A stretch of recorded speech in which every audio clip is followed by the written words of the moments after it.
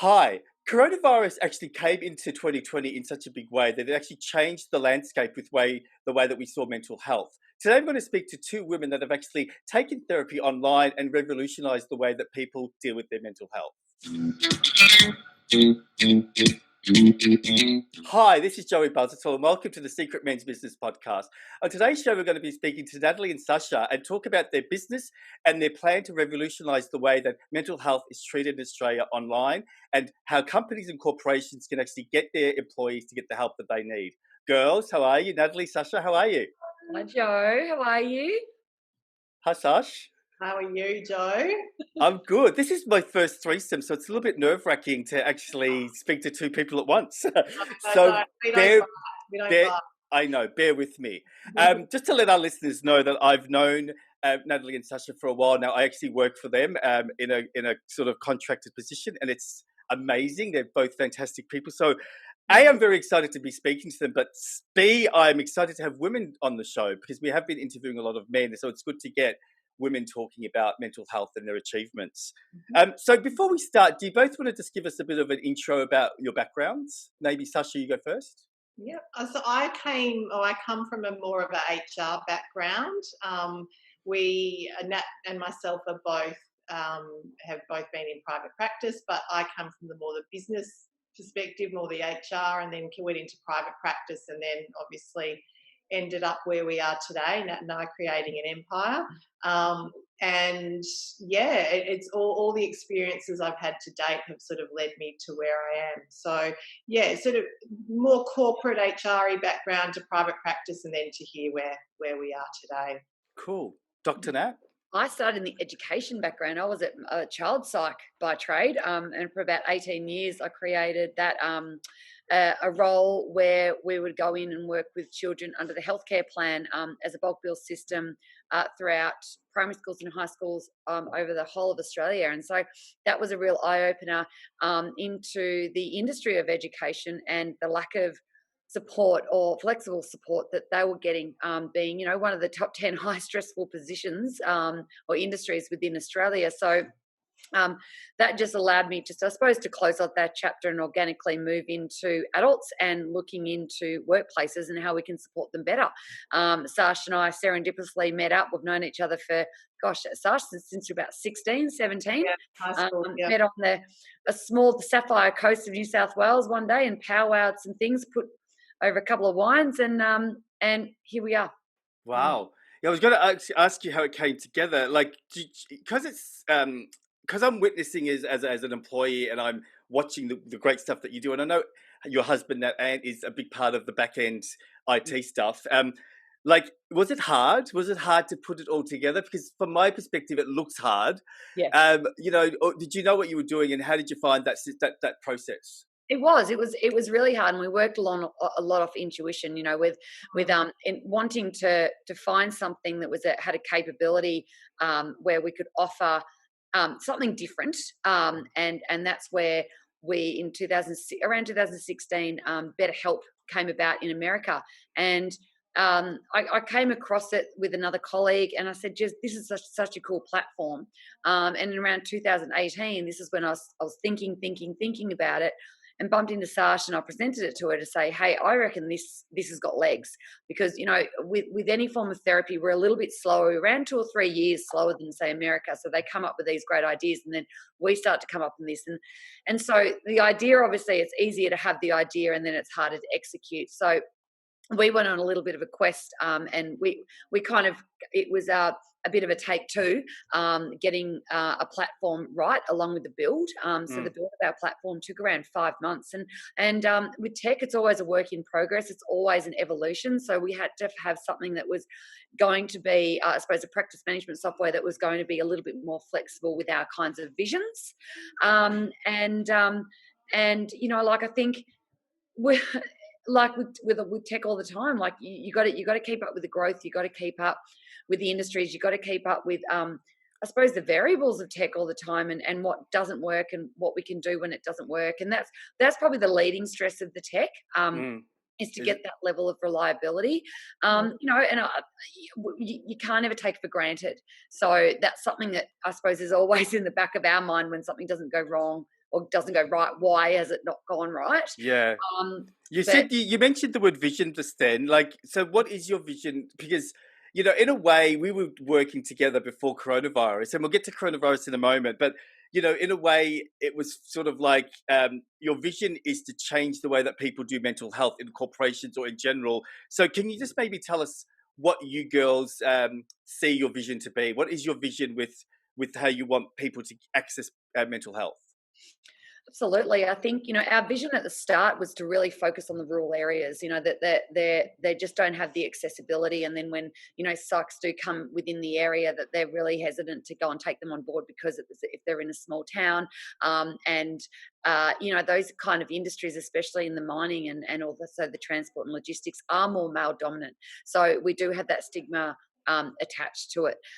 You know, being able to create a platform and have that vision where we can really roll this out or roll out the actual platform to all industries Australia-wide and have this level of accessibility and flexibility, so industries aren't having to take the day off work because as you said, we'll talk about before in a minute, but COVID is going to bring about a lot more I suppose mentally healthy workplaces that need to be a lot more flexible, but need to have their finger on the pulse a lot better than previously, because we're going to see a mental health pandemic here, and it's going to last years. There's going to be a lot of trauma, a lot of anxiety, but at the same time, workplaces are going to need to create the outcomes of productivity and performance. So it's a bit of a balance, isn't it, Joe, that we've got to get this right. So what if we can offer this flexible and this autonomous way of support to be able to allow those employees to still do what they're employed to do, and taking away that, like maintaining an anonymity this time around, and creating those mentally healthy workplaces where let's just break down the stigma. Let's just say everyone has really felt this time. How can we support it? Let's all put our hands up. We are all humans. We've all had a really tough time. I think not one person has not been touched by COVID in some way. And what can we do moving forward? So that's our vision. And it was funny enough, it was actually our vision pre-COVID, and this is just extending a lot. Yeah, I think it was definitely the right timing, wasn't it? Like, I mean, Sasha, like in regards to moving online and getting staff, I know that you reached out to me, and we've got a relationship, and then I met Nat and all that. So how have you found the transition to working online, and how have you actually found your staff and getting them on board? Yeah, that's a good question. And to be honest, a lot of, if not most of the practitioners that we have on the platform have had or have some clients, private clients that they were already seeing online. So we're just asking them to do more of those clients. I know myself, I already was seeing private clients, internationally and also interstate. So, and as the practitioners, it was just, I guess, they jumped, to be honest, they jumped at the idea because it provided, not only does it provide, as I think Nat hinted at before, but that flexibility for the actual employee to engage sessions on the platform, but that same flexibility applies to the therapists. And because they are able to work from home or, from wherever they want to, basically, that transition to online was welcomed again. Oh, it's funny. Like I was just telling a client I just finished seeing a Connect Psych scientist before. That is, I really honestly thought it was going to be difficult because I thought, how on earth? I've never done online before. How on earth am I going to get rapport and build that connection and have energy with the clients? But I'm so surprised how easy it's done. It's like, the clients are going deeper with the hypno that I do. The clients are opening up more because they're in their own home. Yeah. So have you sort of, Sasha, have there been any obstacles at all that you guys have had to face? Like in regards to, like you were talking about tech before that, but what other obstacles have you facing, say, with clients? Yeah, it is. Look, I think just to touch on what you said before, there's a fancy pants word that we use a little bit called the online disinhibition effect, which is basically what you described before. And clients feel that there's kind of that separation between, you're not sitting in the same room with someone, which can sometimes be intimidating for someone, or there's a level of exposure there. So that sort of online platform provides that separation a little bit, which we're finding, has enabled a lot of clients to open up more. So that's Yeah. what you're describing there. But as far as other challenges, I was going to say, but you don't mind me adding, like, the other thing I found really fascinating was a lot of my clients from you guys have wanted to be doing phone calls, which yeah, is fine. And then by the third session, they go, oh, can we do a video now? So yeah, it's like this whole trust thing was built with the phone yeah, call, and then they can go, you can see me now. yeah, Step absolutely. approach, isn't it, Joe, as well? Like, because it's the client's in control. And once, from a psychology perspective there, you provide control for the clients and that autonomy to choose how they wish to connect, you're going to get a far greater connection anyway, Yeah. and the behavior change. Yeah. Yeah. And the time thing that you were mentioning, Sash, is a big thing. Like, we may not think it is a big thing, but Huge. actually walking into a building, and if you've got anxiety or you're going through some of those stressful situations, leaving work, going into a building, waiting, I mean, it just eliminates all that, and you feel way more relaxed as soon as you start. Yeah, and you're cutting out that time getting to an appointment, taking the time off, getting the car parked, walking to, and all the stuff that goes on internally, and cognitively for the client in that space. We're allowing them to sit in a place that's comfortable and they choose, and that's automatically going to let down some of the barriers that may be present. Yeah. I wanted to ask you about you were mentioning before about us hitting an epidemic, which I totally agree, but I actually think we're in it now already. So how do you see mental health in the next 24 months? Because it will be a very big commodity. And the other thing I wanted to ask that just popped into my head is, are you noticing there's other competitors now that are copying what you've done? Like, because we know that mental health is going to be huge in the next 5 years. So what's your prediction of how we're going to deal with mental health being a commodity rather than being a luxury? Yeah, absolutely. It's going to be EAP as a whole is really not going to be a tick of the box anymore, and companies are really going to look for quality rather than just being able just to say, oh, we offer this for to our supporting staff. It is, you're going to see so much more anxiety, so much more depression. Pre-existing trauma is going to come up. A lot of traumas actually come up in this time where they didn't actually realize that there's a bit of identity crisis going on. There's going to be the area with leaderships and flexible working. I mean, we pretty much can see the way companies are going to roll out, the way we work. It's going to be completely different.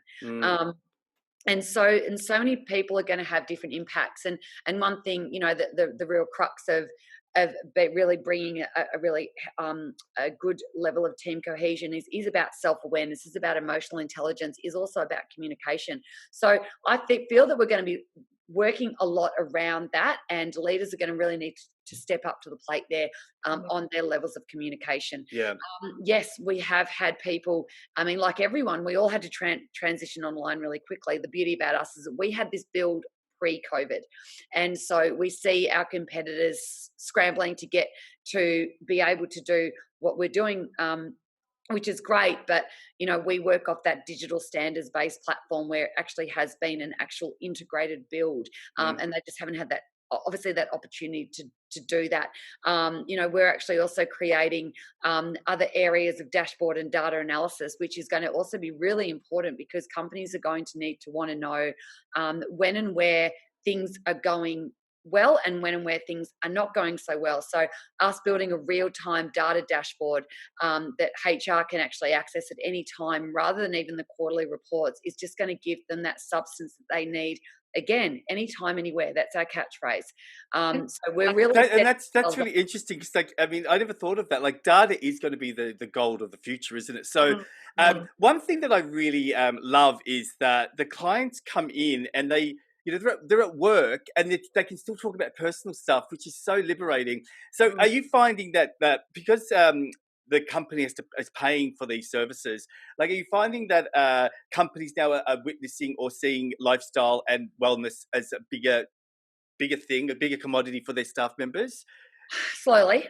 The smart companies are. Yeah. Yeah, because I've worked in corporate like ages ago, and I would have access to EPA. But the thing is that we only got 3 or 4 sessions. But you guys offer, like packages and all that, so the staff members feel protected and safe. Are you finding that feedback? Are you getting that feedback now? Yeah, absolutely. And I think companies are really, the way EAP used to be as well, is it used to be a workplace issue. It was set out to be a workplace issue. So if you've got a workplace issue, here's the EAP. Yeah. And we work so closely with saying, well, how can you compartmentalize if you've got a relationship breakdown going on in your house, or a death of a loved one that is a personal issue? How can you not bring this into work? How can that not affect you? Because from a humanistic perspective and as in our cognitive processing, it might allow us a little bit, but it doesn't allow us. And especially if they're working from home.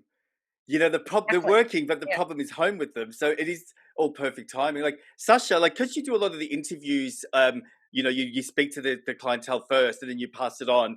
Because this is a men's podcast, what are some of the things that you feel that some of your male clients have been presenting? What have you noticed? Has there been any trends over this period, over the COVID period? We've seen a lot of burnout and stress, understandably. Stress on all. To be honest, stress and burnout have been the predominant ones. There's obviously a fair bit of anxiety, and what Nat hinted at, or not hinted but mentioned before, is what we're seeing is, and especially with males, is a lot of what was there was sort of bubbling away and festering away beforehand, if it trauma or not, issues or trauma, that's coming to the forefront more. So any underlying depression. It's a shock, isn't it? I think some people, what I've noticed with the male clients is that they haven't been equipped to deal with change. And so you're right. It's like the COVID virus came and it's like ripping a Band-Aid. Everything's come up now, and they've got they had no training or they've never seen a counsellor before. So have you heard that? A bit more vulnerable and that's where as well, Joe, is that's what's such the beauty about the platform, is that it's not that such a massive step to come and connect. Exactly what you just said. They've never seen someone before, and all of a sudden, yes, they have these, I suppose, even like an identity crisis at this stage, going, who am I? Why am I? I never felt like this before, and now I suddenly feel like this. Yeah. And the advantage that we have is that you have very, I'm not big noting myself, but I'm part of the team, but you have very meticulously picked a team of people that aren't just going to do clinical psychology. Yes. Because I've got that feedback from nearly every person I've spoken to, like, oh my God, this is, one woman said to me, thank you for listening. And I'm thinking, oh, isn't that my job? She goes, oh, the last person I spoke to didn't really listen to what I was saying. So it's really good feedback I wanted to pass on to you two, that the clients love it.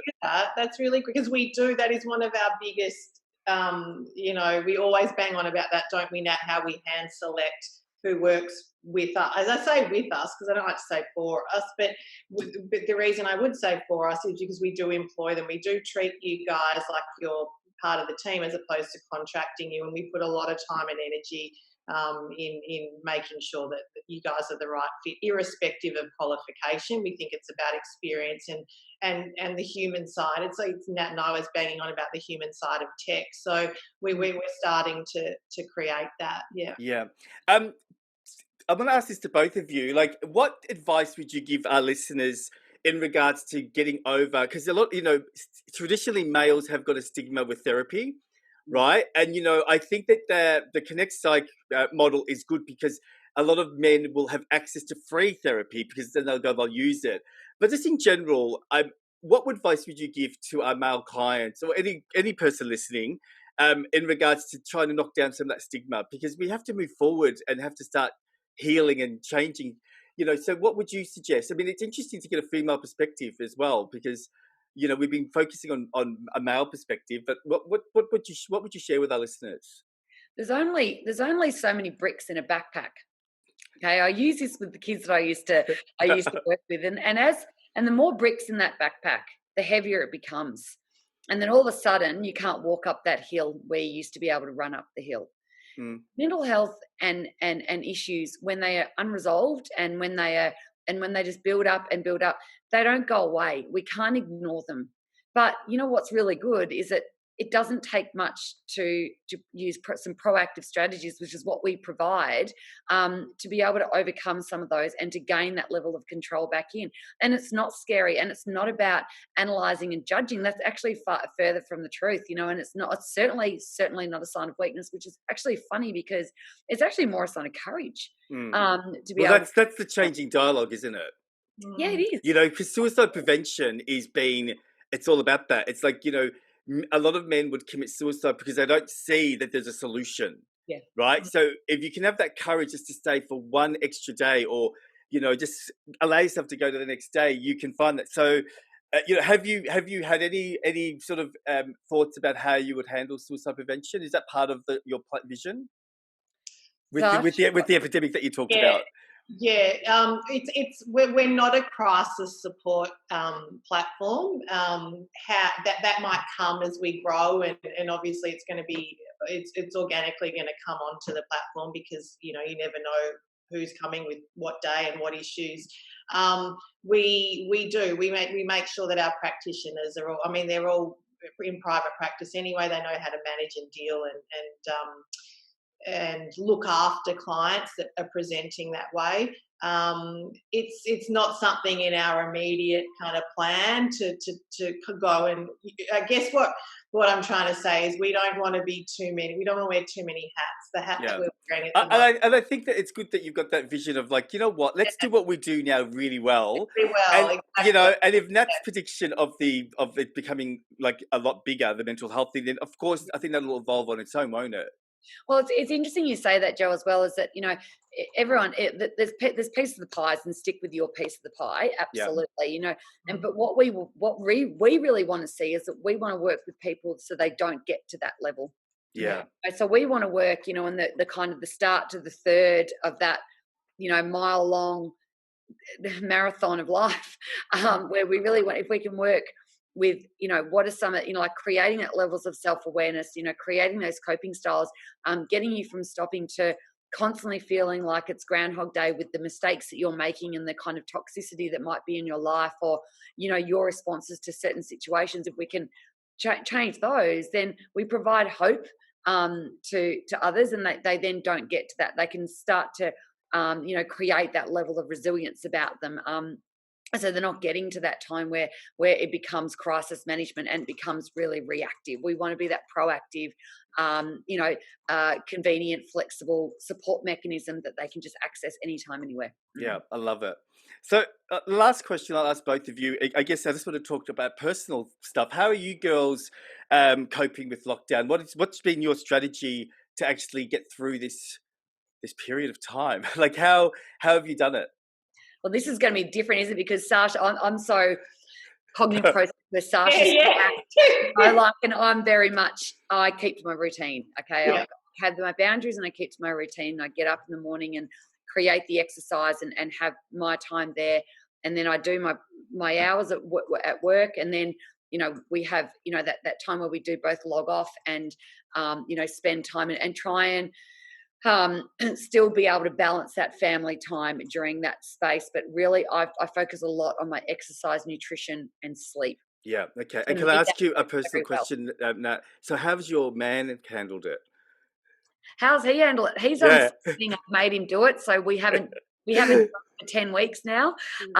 We get up every morning and exercise. So we try and go to bed really early. Like as soon as that, I suppose that melatonin starts to kick in and you start to become sleepy, don't fight it. Turn off Netflix, go to bed, and then you get up the next morning and do it. And I think that's, for us, that's been a savior because we're really very similar personality styles where we're very driven and we're kind of that high functioning anxiety kind of personality traits, where if we can create that structure throughout our day that creates that level of predictability and decreases the anxiety. Yeah, I'm similar to you. I'm very structured as well. It's like I find that if I go out of structure, I just feel really confused. I know, Sasha, that you're more the hippie fairy one of us. Like, how do you cope with? How have you dealt with it? I mean, also having young children and being. I mean, I always say to you, you're amazing because you're working, you've got young children, and what's been your strategy, or and also what's been some of your difficult moments, I guess?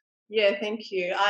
Well, yes, I have 2 small children and I am a single parent. So things are pretty stressful at times in the household. And I was thinking as you were asking that, what do I do? And you guys are more structured. My sort of plan is, my mantra to myself is one day at a time, one foot in front of the other. And I just do one little piece at a time. And again, piece of the day, an hour by hour, minute by minute, especially with younger ones, that it is very unpredictable. But the other thing that I also tell myself, which is I can be quite hard on myself too, and I've sort of learnt to say to myself, to lower the bar. I call it, I've lowered my bar, the expectation. Well, with kids, you sort of have to, don't you? You have to, and even lower it again. So not only am I lowering it there, I'm lowering it again and going, you know what, if we get through today and we haven't had showers and we're still in our pajamas, but we've been fed, we've slept, and we're healthy, I'm winning. I know it can be a low bar, but you know what? Some days are like that, and other days we're flying and we're great. So that's kind of how I've managed. And to your point before about what are some of the challenges? The challenges are just doing it solo and having young children and trying to obviously work and create. Have you found that you've been like, because you're on your own, but you've got kids, have you been like, has it been lonely or challenging being alone? Because I know you got the kids there, but it's not really as if you can have adult conversations with them, can you? No, and there is time when they're not here, when they're with their dad, and I guess the drive. I have Connect Psych that drives me and motivates me, because Nat and I are both obviously really passionate about what we're doing. So in those times when I am feeling perhaps a little bit lonely or flat or missing the kids or whatever it may be, I funnel and channel that energy into creating more of what we're doing, and that really motivates and drives me, rightly or wrongly. Yes, I'm distracting from emotion if you want to get into that world, but I love that what we're doing, and that's where I spend my time and energy. Cool, great. Girls, thank you so much, Phil. I know you girls are really busy, and I know that, like, I've been very, very privileged to have you both on the show, and I've had my first threesome now, so thank you. Yeah. We love to have you, Jo, on our platform. Thank you. Oh, thank you. Sasha and I are good because we're so used to doing these webinars, and we know when each needs to talk. So yeah, we nailed it now. I did say something though, that you have got like really like, let's go at a party here today. I love that. Yeah. Is it? It's you talk about being tired. Yeah. So thank you. So you know what? I may touch base with you again down the track, because I think that you're always going to be revolutionising mental health, and your input will be great. So if we can have you on the show again, that'll be great. Love to, regardless of gender too, I must say. I know it's Secret Men's podcast. Well, because we're on YouTube now, we've got to be open to the fact that it doesn't necessarily just, women will look at it too, because it doesn't have it's not a closed site. So we're getting a lot of women looking at the site to get information about men. And mental health doesn't discriminate between genders, so that's important to, Yeah. Thanks, girls. Bye-bye. Thanks, Jo. Bye. You've been listening to the Secret Men's Business podcast. Our next podcast will be out on Monday morning at 9 a.m. Now, don't forget to hit the subscribe button below and click on like to tell us that you like the show. Thanks for listening, and we'll see you soon. Bye.